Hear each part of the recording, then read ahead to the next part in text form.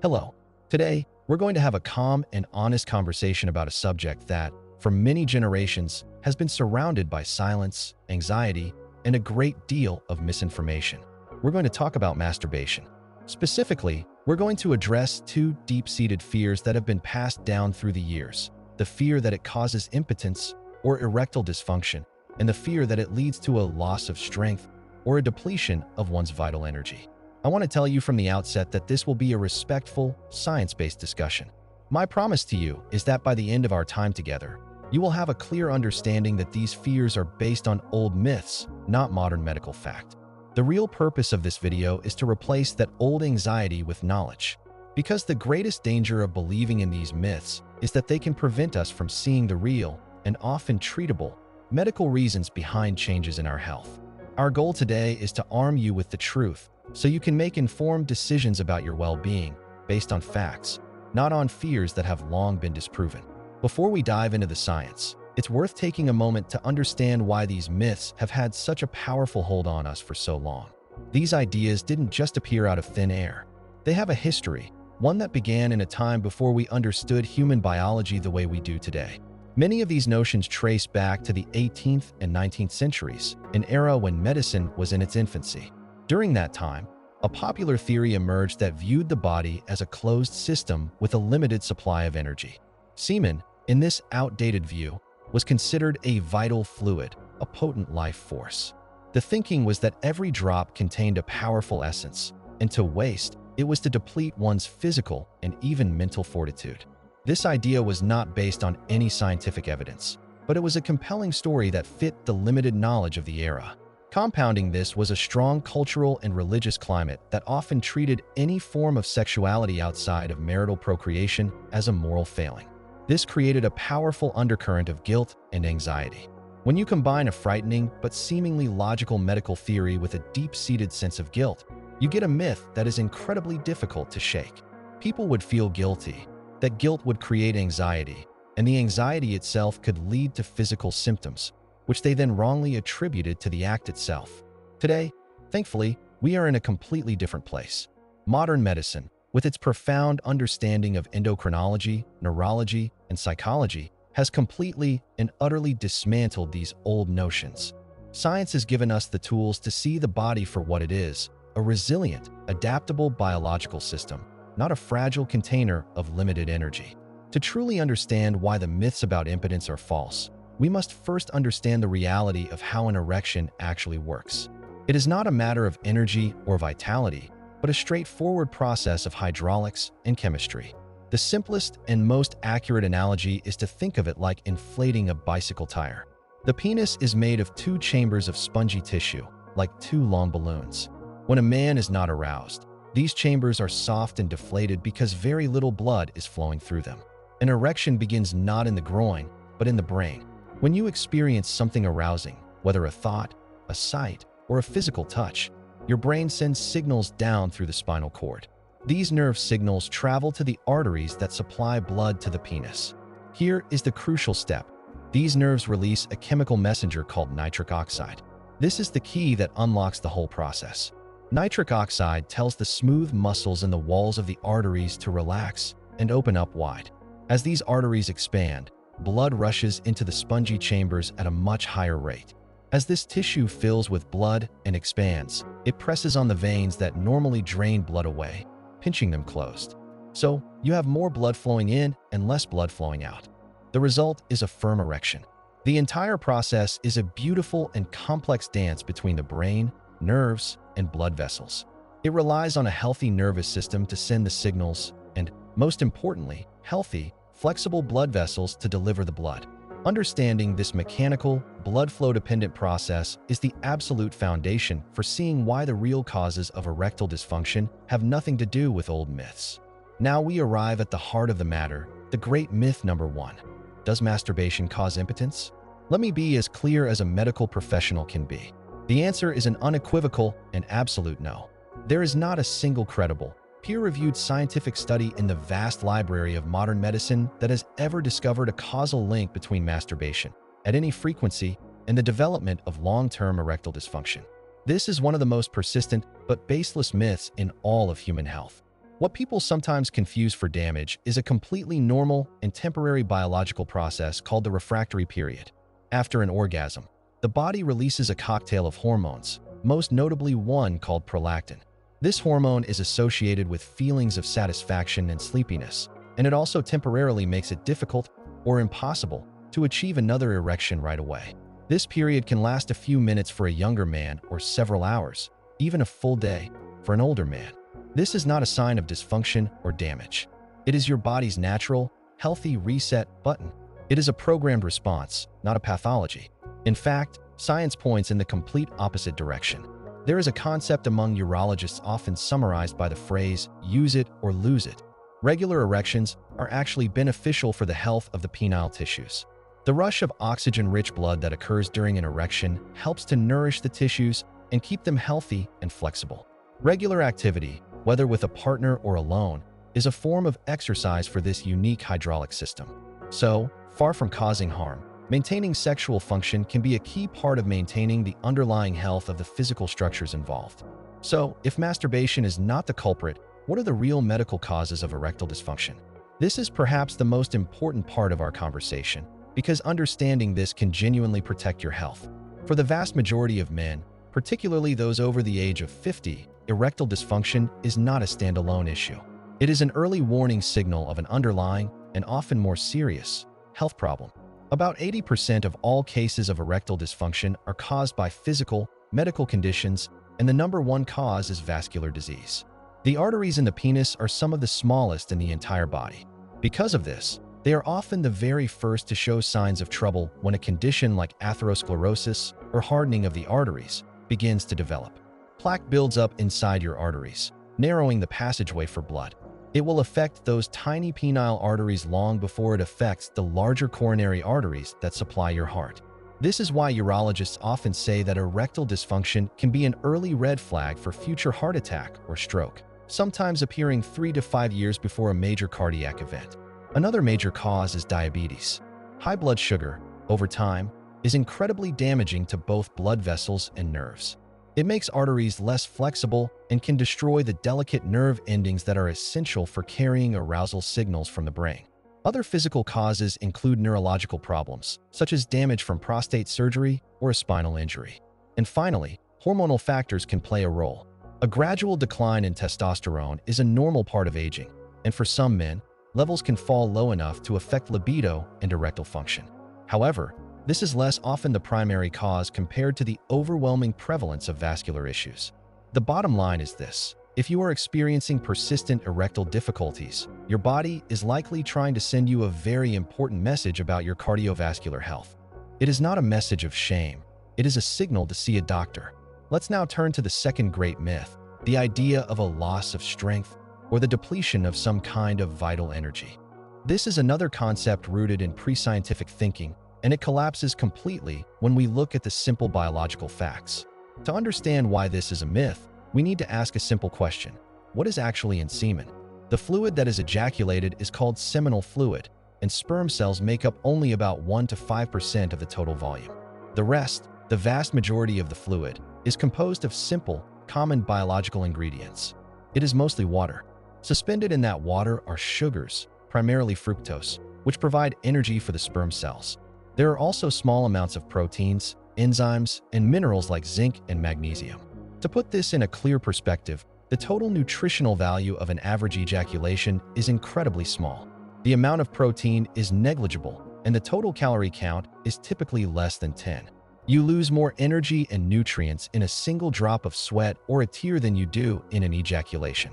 The feeling of tiredness or deep relaxation that can occur after an orgasm is not from a loss of strength or nutrients. It is a hormonal event. As we mentioned earlier, the brain releases hormones like oxytocin and prolactin.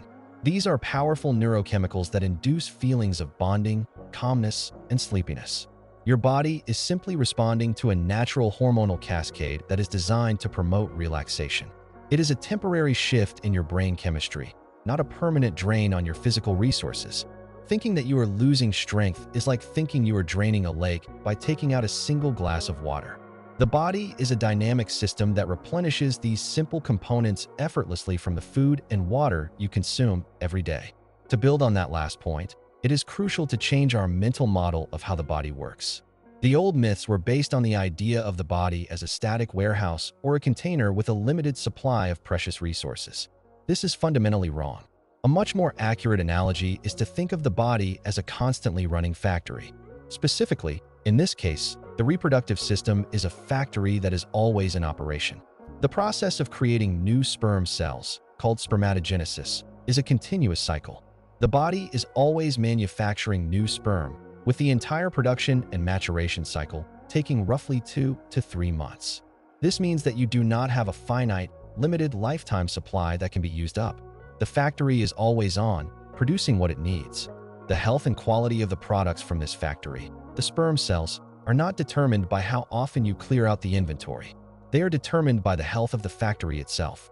This means your overall health is what matters. A healthy diet rich in vitamins and antioxidants, regular physical activity, maintaining a healthy weight, and avoiding toxins like cigarette smoke are the factors that influence sperm quality and your overall reproductive health. The idea that you can run out is a holdover from an era that did not understand biology. Your body is designed to produce, not just to store. It is a dynamic, regenerative system that constantly creates what it needs from the raw materials you provide through a healthy lifestyle. Now, there is a very important and subtle aspect to this that we must discuss. While masturbation itself does not physically cause erectile dysfunction, the guilt and anxiety associated with believing the myths absolutely can. This is the psychological trap, a cruel trick where the fear of a problem can actually create the problem itself. This is known as psychogenic erectile dysfunction, and it highlights the powerful, undeniable connection between the mind and the body. An erection, as we've learned, begins in the brain. Arousal requires a state of relaxation and focus. If your mind is instead filled with thoughts of anxiety, guilt, or worry, am I doing something wrong? Am I damaging myself? Will this work? Your brain activates its fight or flight response system. It releases stress hormones like adrenaline. Adrenaline is the exact opposite of what is needed for an erection. It causes blood vessels to constrict, not relax. It actively diverts blood away from extremities and towards major muscles in preparation for a perceived threat. This creates a vicious, self-fulfilling cycle. A man worried that masturbation has harmed him may become anxious during a sexual encounter. That anxiety releases adrenaline, which prevents a full erection. This failure then confirms his original fear, leading to even more anxiety the next time, and the cycle deepens. It's a feedback loop powered by misinformation. This is why knowledge is so liberating. The moment you truly understand and accept that the myth is just a myth, an old, baseless story, you remove the fuel for that anxiety. You break the cycle. Understanding the truth is the first and most critical step to dismantling this psychological trap and freeing your mind to allow your body to function as it should. After dispelling so much negativity and fear, it is important to turn the coin over and look at the other side. Modern science has not only debunked the old myths, but has also uncovered a range of potential health benefits associated with orgasm, whether it is achieved with a partner or alone. These are not miraculous cures, but rather tangible, positive effects on our physical and mental well-being. One of the most well-documented benefits is stress reduction. During orgasm, the brain is flooded with endorphins, which are the body's natural pain relievers and mood elevators.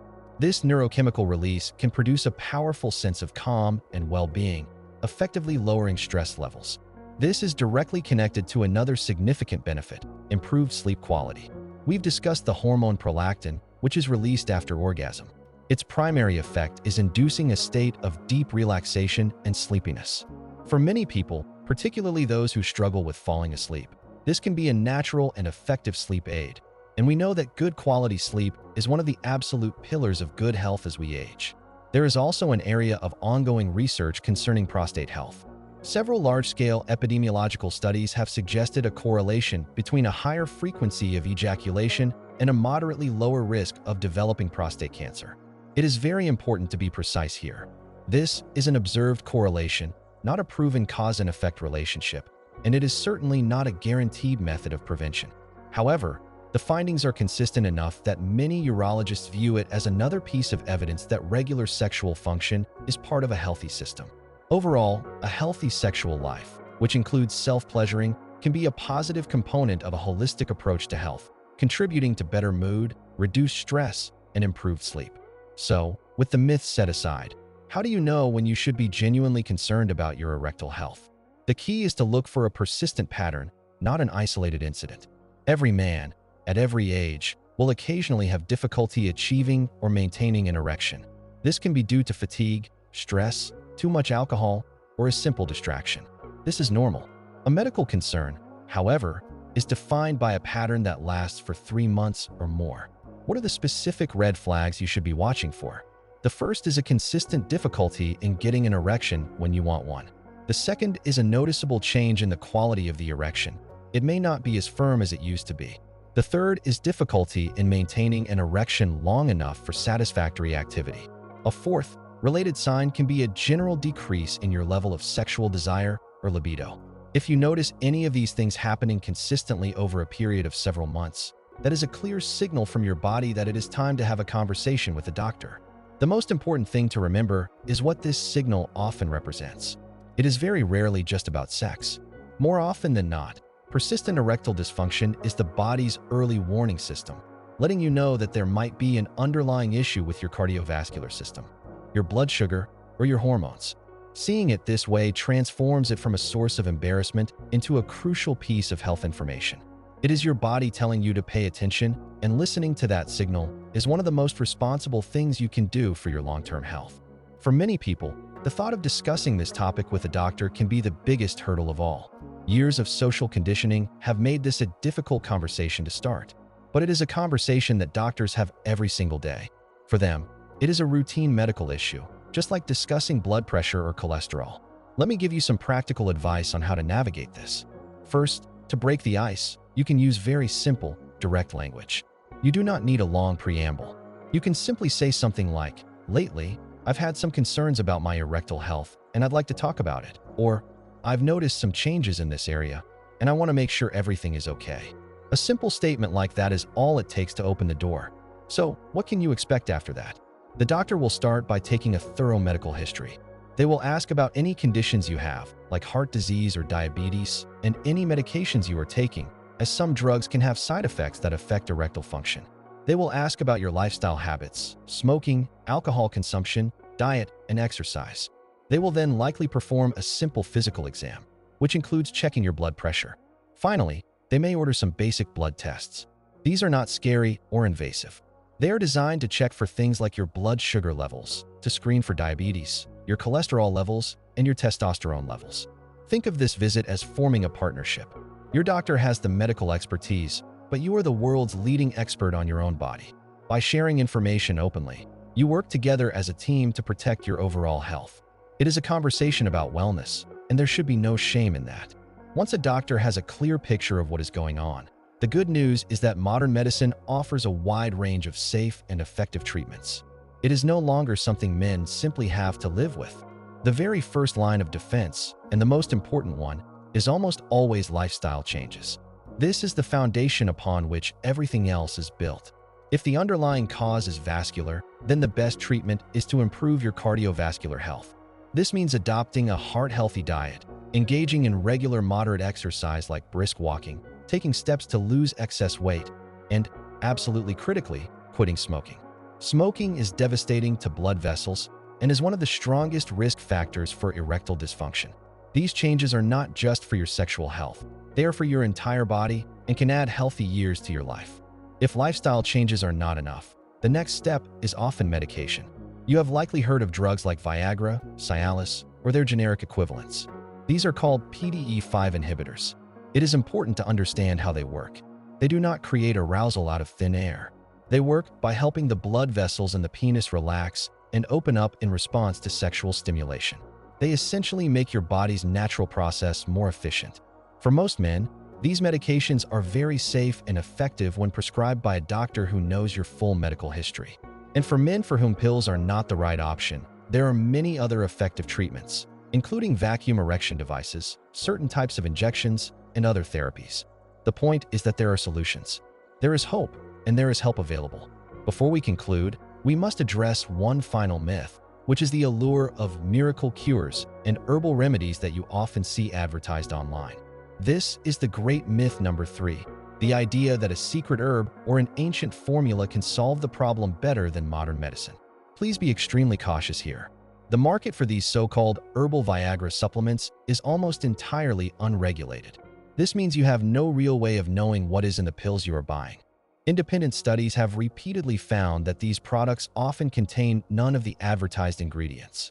Worse, they sometimes contain dangerous, unlisted substances, including high doses of prescription drug ingredients, which can be lethal if mixed with common medications for heart conditions like nitrates.